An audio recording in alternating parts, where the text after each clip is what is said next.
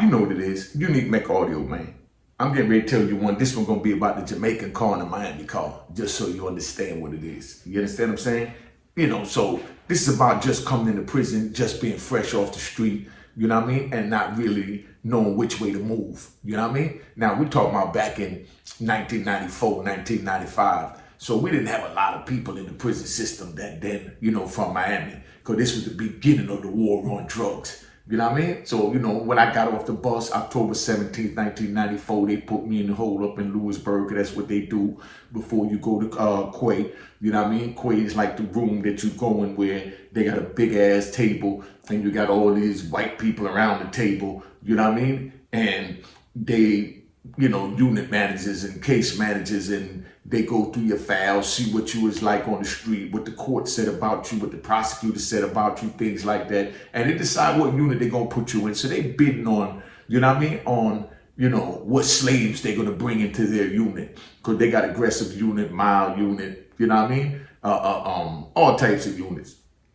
So they in their bidding. So before that, they put me in a hole with a big dude named Duke. Duke was crazy. You know what I mean? Real crazy dude. He's from Miami. If anybody know Big Duke in Miami, tell him to get at me. He might be out by now. But the way he was wilding, who knows? But anyway, so they put me in a cell with Big Duke up in Lewisburg, up over the medical department.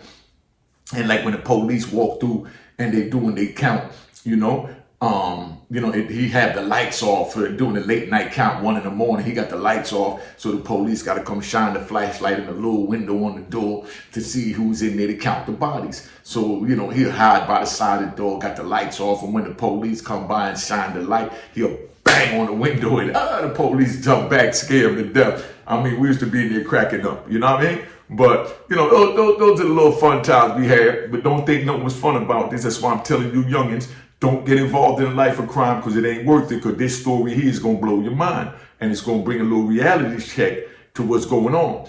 So, that's how Big Duke was carrying on, you know what I mean? But Big Duke was good dude, so he filling me in on what's going on. I go on the compound, he let me know we got a few Jamaicans down there and the Jamaican car official, and, he got his Miami car down there, they official, and, you know what I mean? But he did whatever he had to do. And he wound up in the shoe and he getting ready to get transferred. So he give me the 411. The next morning I go down to Quay. When I go to Quay, the first thing they tell me is, we know you're a kingpin. We know you're a drug dealer. We ain't got no problem with drugs on our compound. All we want is for you to understand that you just don't put your hands on our police. You can bring in all the drugs you want. We ain't got no problems with it. Because we need your drugs to stimulate the economy so that the guys go to Unicorn, because a lot of the guys here is on drugs. We got a good Unicorn factory, and, we ain't got a problem you supplying with the drugs. We're not going to help you bring it in. You get caught, and you get the consequences. But we let you know that we not tripping on it. You know what I mean? Just don't touch our police. That was their first rule and only rule. Just don't put your hands on our police. Because they know a bunch of aggressive dudes coming in with all types of violence out the hood and all that. That's when D.C. was the murder capital of the United States. Then you had Louisiana right behind it, Chicago, and it was jumping back then. But let me get back to this Miami and Jamaican car. So now we get out there and, they put me in I block. You know what I mean? I block is where the riot jumped off that they said I was responsible for and all that. But I get down there in I block. And when I get in I block, we got my man, I meet my little man in there, little Jamaican dude named Spence. You know what I mean? Spence was good dude. You know what I mean? Good dude. But now, very violent and very Jamaican. You know what I mean? He barely even spoke, English, but he spoke straight patois, So me and him get along, and I'm the only Jamaican in the unit with him, besides the homie Marlon. Big shout out to Marlon, from Edgecombe. You know what I mean? Because that's when they started picking this up. Another kingpin out of Harlem, with the Spanglers. So then now we sitting there and we got the little homie and he gravitated to me. So he liked the way I move. He said, I got all the American dudes my age and younger, running around behind me. And, he used to come hang with us. And we messed with him because he was official. You know what I mean? Now, that's Spence, good dude, real quiet. You know what I mean? And, like I said, he messed with us. But anyway, so then now we got this Miami dude. little young boy, good dude, you know. He was the victim, so I'm not going to say his name because I don't want to put him out there. You know what I mean? But those of y'all that was there know. If you don't know, you don't know. You don't need to know because, like I said, this is not to bash anybody. It's just to give y'all the reality of how vicious these prisons is. So we got this young Miami dude, and he hanging out with this older Baltimore dude that was down like 20 years. Good dude, do law, know how to work out, know how to do bid. He was short, buff, stocky, light skinned. You know what I mean? And, you know, he go out the yard, you know, with, you know, the Miami dude every day. So every day the Miami dude go to the yard, he gravitate to this Baltimore old head. Old head out there showing him how to work out, and old head tell him how to bid. Old head tell him straight up. He said, look, this is what we're going to do. You know, old head that first of all down in A block. So that's what the Miami dude didn't understand. Old head down in A block. A block is the old timers block where they only got single cells. So the old timer telling them that, yo, I turn the lights off every night at 9 o'clock. You understand what I'm saying? By 9 o'clock, I'm in the bed so I can get up 4 o'clock in the morning, do my stretches, my yoga, and get, you know, study my legal work and do what I got to do. This is what the old head telling the youngin. So now, the old head just didn't tell the youngin that, you know, it's different in the dormitory. You know what I mean? But he's pumping all these rules in his head about how he's supposed to do time. The young dude from Miami, he picking up, he gravitating towards it and all that. He doing what he do. So that now he brings that down to our block where we at. Where I'm at, I got all the wildest young dudes. Got my man Mike Wagner from Ohio. I got my man Snagger, another Jamaican. You understand what I'm saying? I got Wolf, another Jamaican. You know what I mean? So we all down there wilding, man. We doing our thing. We had Nard down there, you know, from Miami. You understand what I'm saying? We had Kenny High from Detroit. Anybody know Kenny High? Tell me to reach out from Detroit. Kenny High, good dude. You know what I mean? I was with Kenny High too. So we all in the same little block. You know what I mean? And, you know, it had 3 floors, but it was, you know, rooms, you know, where they had like 4 bunk beds in a room. So that's 8 men in a room. So, of course, I had the 8 wildest dudes in my room. But then now they had another room over there that a couple of dudes used to hang out in my room that was wild, but it just wasn't no room for them to move in my block, but they wilding. You understand? AKA my man Spence was one of them. So Spence in the room, but he quiet. He just flowed in with the American clique, you know, because I'm running with the American clique, even though me a Jamaican, so I don't understand. But me have a look at, you know, a American friend them that me I run and I raise havoc in the prison. You know, I have my little American friends that I'm raising havoc with in the prison for those of y'all that didn't understand my patois. But anyway, so now my man Spence, you know, in the joint, I'm laying down one day and Spence come in the room and he tell me straight up, he said, yo, unique. You have to chat to the boy, man. You know, because me I gotta do something to him. I'm saying, who you talking about? He said, the look at Miami boy. I said, little Miami boy, what happened? And he's like, man, yo, he coming down there talking about we gotta turn the lights out and, you know, at 9 o'clock, you know what I mean? Come on, man, there's 8 of us in the room. You know what I mean? You know, if you want to sleep, I told him put his blanket over the side of the bed like everybody else do, you know, to keep the light out and take your ass to sleep. But now we not turning the lights off because I'm doing what I got to do. So now all of a sudden, that jump off. So I tell them, yo, tell Miami come down here. So Miami come down, I tell Miami, yo, come on, man, chill out, family. You know what I mean? We got 8 men in the room and you want to be the only one to want the lights off at 9 o'clock. You know what I mean? When they don't even lock the jail down to like 10 o'clock. You know what I mean? Come on. We can't do that. Matter of fact, on the weekends, they were locking out 11:30 and this kid wanted the lights out at 9 o'clock because the old head from Baltimore was telling him, yo, the lights go off at 9 o'clock. Yeah, but you ain't telling him that you in a 1-man cell. You know what I mean? You in an 8-man cell, got a man trying to push this issue in a violent prison like Lewisburg. You understand? Let me show you how violent it was. I'm going to give you another little one. Now, the room I'm in is 8 men in the room. You know what I mean? Me, Snagger, Wolf, you know, Mike. You understand what I'm saying? I mean, you know, Nard. You know, big shout out, like I said, to Nard from Miami. Nard, get at me. But we all in the room, and we got, you know those big school clocks, those big clocks you see in a school or church, the little big joints. You know what I mean? We got one of those, and, you know, we got our knives behind them. You understand what I'm saying? We got knives taped up behind the clock, you know? But we ain't supposed to have no clock in the joint. We took the clock from the chapel. You understand what I'm saying? And brought it back there so we can have a clock in the room. We stay up late night till like 4 or 5 in the morning. We watching TV, you know what I mean? And we playing pool, you know what I mean? And we moving around. Because, you know, like I said, it's 8 men in the room. The doors didn't lock. Then we had a day room there, but they locked us on that floor. And then the second floor had the same thing, pool table in the back, TV, and that stay up all night. Third floor had the same thing. I'm on the first floor. You know what I mean? Down there on where the police at. So, of course, they put us where the police could watch us because we the wilder young dudes. But we down there doing what we got to do. So we get away with the knives and the clock. We done took the clock out of the chapel. And then out of nowhere, one day, they have a big lockdown because CMS, that's where, you know, they do the work for the prison, was missing a big 50-foot extension cord. So now they got to lock the joint down because they thinking that, you know, if somebody got that cord, they could throw it up over the wall because Lewisburg got a wall, could throw it up over the wall and climb up over the wall. So they got to find this because the extension cord is considered as a rope and escape paraphernalia. So they lock the joint down looking for the thing.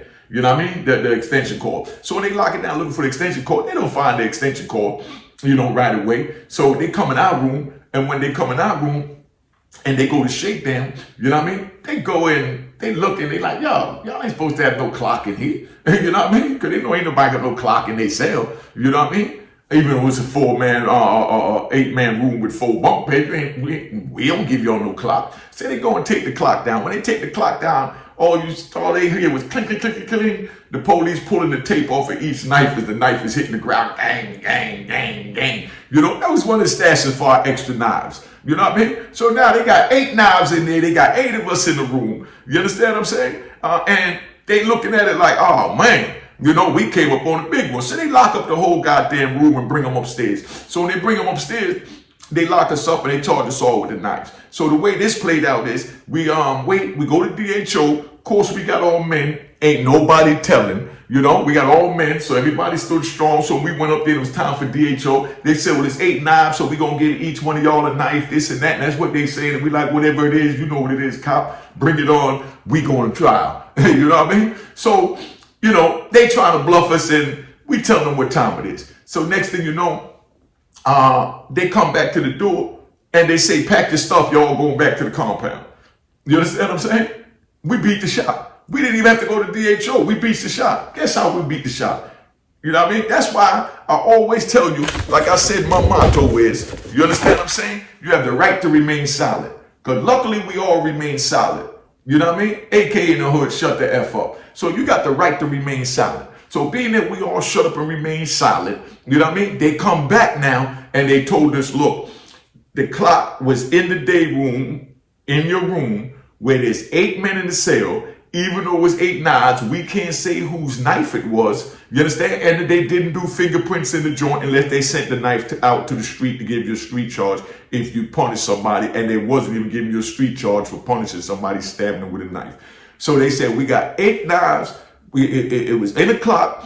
It was in an open area in the room. It wasn't in none of y'all private locker that had a lock on it, so we couldn't give it to anyone specific because it was in an open area in the clock. That's like you walk. That's like you in college and you walk in in the kitchen and you know they find a knife under the table. You understand what I'm saying? They can't charge you with it because they don't know if somebody put it there before who, because there's so much traffic going out. And it's what they call a common open area.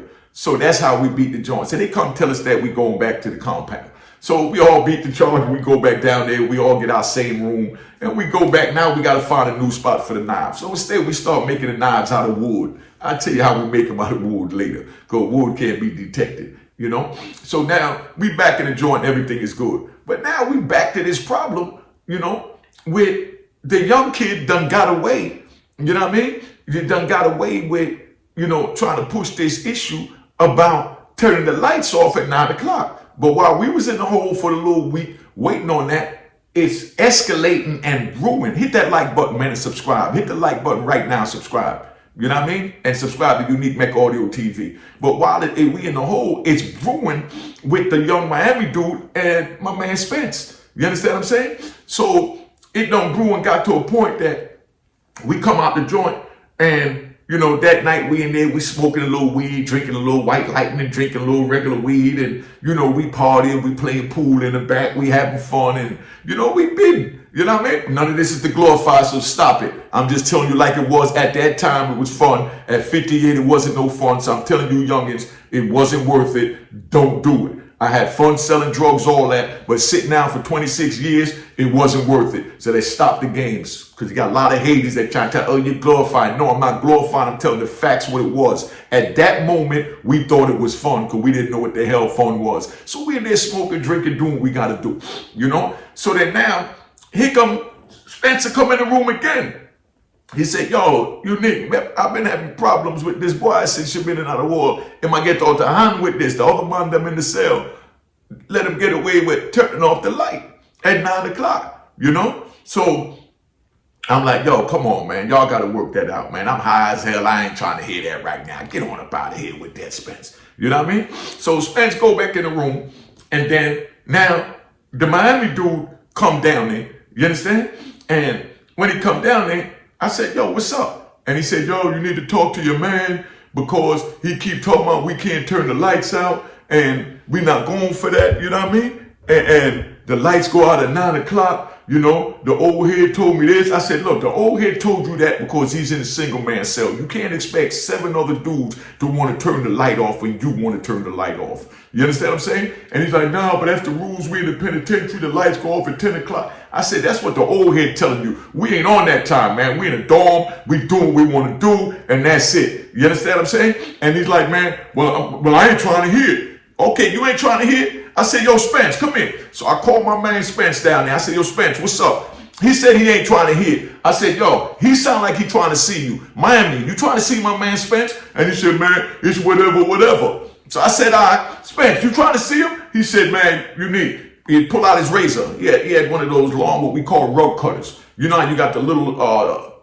single edge, single edge joint, the razor that got, that you can hold, the joints we use in the prison that we send to Gillette. But they had a long one like this that they used to cut the rug and the unicorn that they were selling us. Well, Spence had one of them wrapped up on a piece of wood, because remember we was making the knives out of wood, wrapped up with a piece of wood where he had it wedged in between it like that, where now he got a handle on a razor blade this goddamn big. So Spence pull out the razor blade and he tell the Miami dude, look, me like y'all good people picnic, but y'all get bad advice from people that don't know Jamaican.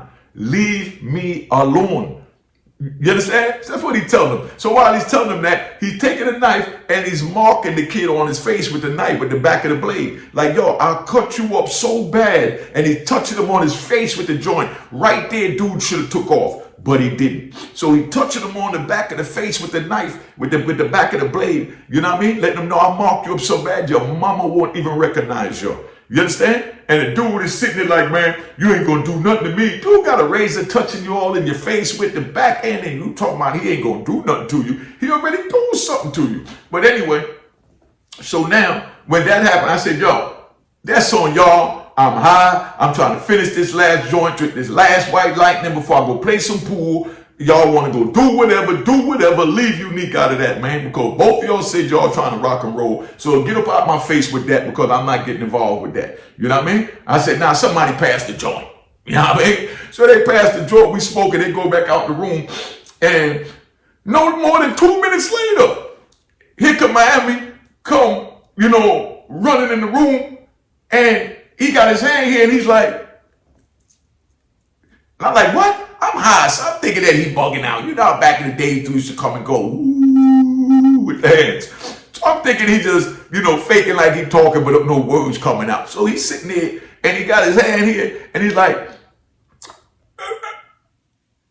and I don't hear nothing. I tell you, say something, man. Come on, man. I'm high. I ain't trying to hear that. Get up out of here. And, so when he did that, he touched his neck. And when he touched his neck, the skin peeled back, like bust open, boom, the white meat jumped out and blood gushed everywhere. Spence done ripped him up with the razor, cut him all on his neck. You understand what I'm saying? I said, oh, man, didn't I tell you to leave Spence alone? And And he can't even talk. I said, man, don't touch no more. Don't touch no more. So we take him in the bathroom. So he go in the bathroom and he look at himself in the mirror. This is a handsome, young, dark-skinned dude. Good dude. He official dude. Let me say that. He official dude. I'm sure officially is at the end. So he goes in the bathroom and he looking at his face in the mirror.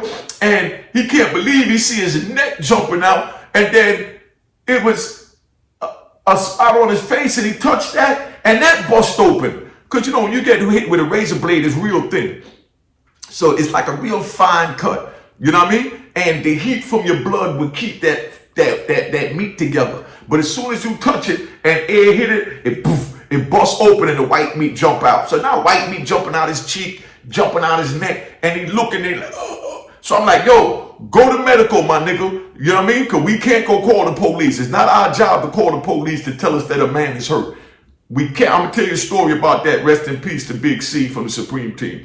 But we can't call the police for nothing in the prison. You know what I mean? All that, you know what I mean? That, you know, I'm talking about for violence. If a dude fall down and he had a heart attack or whatever, that's something different. But I mean, he done got in the, you know, in the war, and then now he bleeding, he busted up. We can't call the police for him. So we tell him, yo, go to medical or go to the police. Then we can tell the police to hurry up and get the medical down here. But you got to go to the police. So that, and no words is coming out because he can't talk. And nigga done cut his jugular.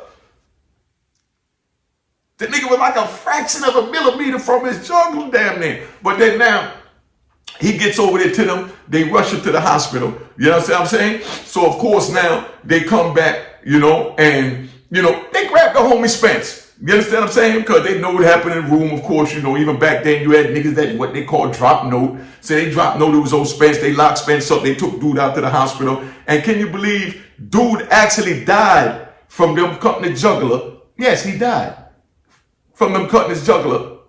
But the good news is they brought him back. You understand what I'm saying? Y'all know who I'm talking about. So they brings him back.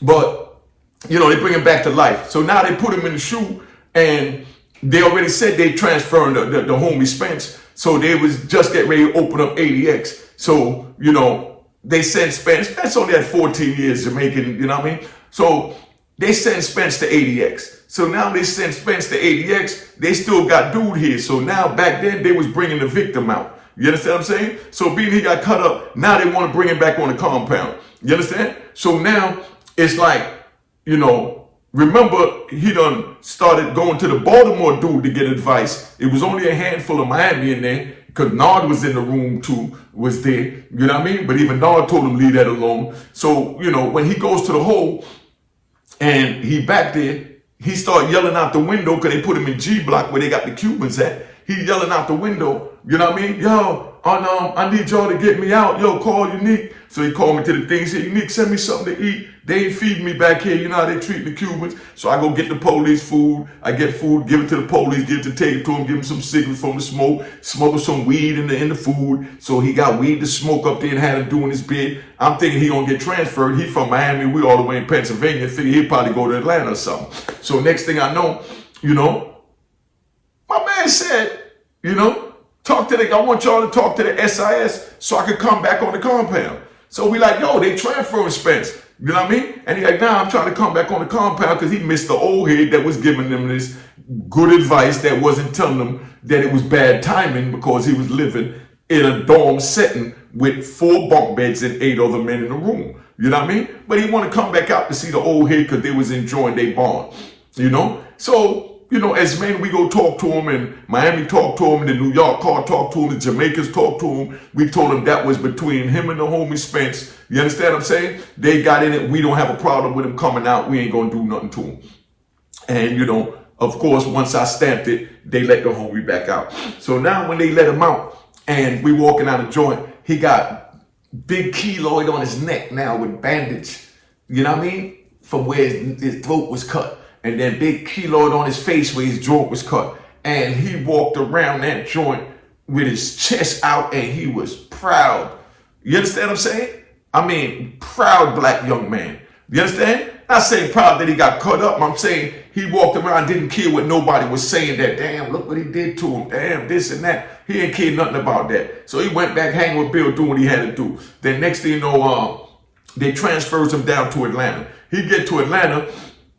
And then now I'm on my way to ADX, and on the way to ADX, I run into people coming out of Atlanta, and they telling me that boy down there terrorizing everything in Atlanta, cutting everybody up in the face. You know what I mean? He says he got cut, he fighting, and he running a Miami car. He was younger than me, but he was that official that, you know, he took that as a learning lesson that, yo, I'm going to be the wolf instead of the sheep. You understand what I'm saying? So, you know, kill that. So he cutting everybody up. So now I get into it with the police in Lewisburg and I block, shut the block down. They sent me over there to ADX. When I get to ADX, I run into my man Spence. And I said, yo, Spence, come on, man. Why you do that boy like that? He said, Unique, me tell the boy, say if he leave me alone, that me I'm going to mark him up with him on mother. Now I go recognize him if him keep effing with me. In English, he said that he told the boy that he going to mark him up. You know what I mean? It's so bad that his mother ain't going to recognize him if he keep messing with him. You know? He said, so me get a boy where him deserve. Me get a boy where him ask for. You understand what I said? So this is what Spence telling me. So I'm like, yo, Spence, well, you know that was my man. He said, Spence said, nah, I like the kid too. You know what I'm saying? I like the boy. I like to tell my good people picnic. But I get bad advice from the Yankee boy from Baltimore. You know what I mean? Talking about the old head. So I said, all right, man, whatever. You know, so, you know, we went on doing our thing. And as my bid went on, different places I went, I wound up running into different people that know, you know, to hold me from Miami. And they said he turned into nothing nice. He turned to a straight wolf. Between what the old head was giving him, between that life lesson about pushing an envelope when a dude told him, because Spence told him, I don't want to cut you up. You know what I mean? Just leave me alone. And he just didn't get it. That's why I'm telling you youngins now, don't go to prison. Ain't nothing nice, because I know you ain't trying to wind up in that situation, because what you think that you could talk your way out of, because a lot of y'all into the keyboards now, so you got comfortable thinking that you could do a lot of this. You understand what I'm saying? Niggas ain't going for that in the prison, my nigga. Niggas not going for that in the prison, my nigga. You know what I mean? So stay your ass out here. Stay on the keyboard. Do whatever you want to do, but just don't go breaking the law. And that's all I'm saying. If anybody want to holler at me, you can hit me on my DM at Instagram at Unique Mecca Audio. I do answer my questions over there. Yeah, and I'd rather answer the long ones there. You know what I mean? But definitely put the comments in the comment, because I respond to all my comments on YouTube. As you see, myself. I sit there myself in the bed when I get up in the morning. You know what I mean? Smoke me a black and mild, drink me a herbal tea, you know? And then I sit there and I respond to all your comments. I get in the live chats in the morning, all that. So you can reach me at Unique Mecca Audio over there at Instagram. But I'm tapping out. That's the one with the Jamaican and my man. So I don't want to make this too long. Y'all want it a little longer, so you got a little more. But that's how it is. So me and Spence wound up doing our time in ADX. You know what I mean? I never saw Spence again, because that's how the federal system worked. You know what I mean? Like when I was watching Roots, when I was a kid, there was one part that always took out when Kizzy learned how to read, and the master found out that his daughter taught Kizzy how to read. And even though Kunta was good old house nigga at the time, yeah, house nigga at the time, him and his wife, you know what I mean, was, you know, running the house. You know, the master had to transfer once she learned how to read, because didn't want her to teach all the slaves how to read, because that'll wake them up. That's like giving, you know, Eve the apple out the forbidden fruit, you know what I mean, which was the reading and the education back then. But I remember the part where after that happened, they grabbed little Kizzy and they threw up on the wagon, and the mother and Kunta with his half foot running down there screaming for Kizzy, and they taking her to transfer her to another plantation. You understand what I'm saying? Where they would never see each other again. And that's the same thing that happened in the federal system. I was with my man Spence in Lewisburg, ran into him to ADX after I got into it with the police in the riot in Lewisburg, and then after ADX, never seen him again my whole 20-something years. You know what I mean? A lot of people I ran into I never seen again, but I had the chance to cross paths with everybody. That's why my YouTube popping, because I done been with everybody in the prison and out while I was hustling and all that. But, you know, this long enough, man. Let me tap out. Make sure you cop the book of Row in Harlem. Like this video, subscribe, share, do all that crap, and know that we in the house. All right? Cheers, cheers, toast the crime, toast the crime, the crime, the crime, the crime.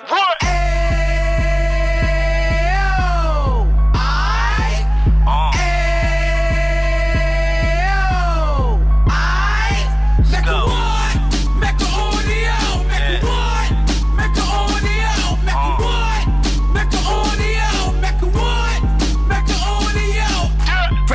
fresh out the can of 26. Yeah. He back on the strip, getting back in the mix. Yeah. What he mentions a gift. You stand up 10 toes down, and I suggest you pay attention to this. Real. Take a little gully posse and put it in Harlem. He cut from the bottom, came up from the bottom. Drop the book, you should go and get it. The Instagram page and the YouTube, you could go and visit. Yeah. Then you could consider yourself LinkedIn. Real. Sit front row and get Jews from a kingpin. How he went through it, so you ain't gotta go do it. To not pay attention would be stupid. Talking about a man that probably put your grandfather on. Probably the reason that him and your grams got along. A man that generated millions on the block, did his time, never squilling to the cops, Mecca audio.